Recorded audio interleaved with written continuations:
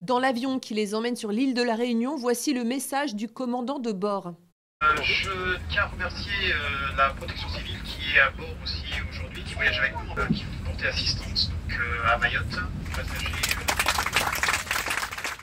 Des applaudissements pour soutenir les 40 bénévoles de la protection civile.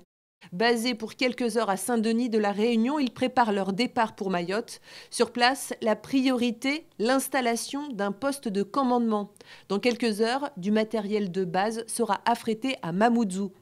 Que ce soit du matériel pour faire du déblaiement, du tronçonnage, on a aussi, du matériel pour nous, pour pouvoir, vivre là-bas et être autonome aussi sur l'île. Bah, concrètement, ce sera des lits, ce sera des palettes d'eau, ce sera du matériel radio, Ouais. de quoi monter un poste de commandement.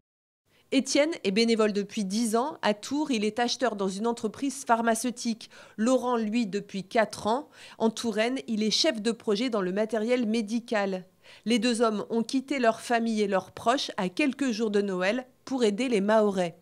Dans ma tête, c'est quelque chose qui s'est inscrit immédiatement et je n'ai absolument pas réfléchi, tout en mesurant les conséquences et ma foi, il est vrai que j'ai imposé ce choix à ma famille, mais qui, pour les grands l'acceptent et pour les petits, j'espère comprendront plus tard.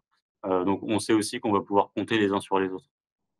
Et demain, même si on a un petit coup de mou aussi parce que, ça peut arriver, hein, on a aussi nous une équipe médicale qui va nous suivre, avec notamment aussi des psychologues, si jamais on a des besoins. Donc voilà, tout ce soutien sanitaire aussi se met en place, si nous, bah, on a des petits moments où, ça va pas forcément.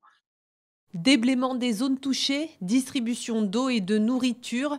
La mission d'Étienne et de Laurent pourrait s'achever le 31 décembre. Ils seront alors relayés par d'autres bénévoles.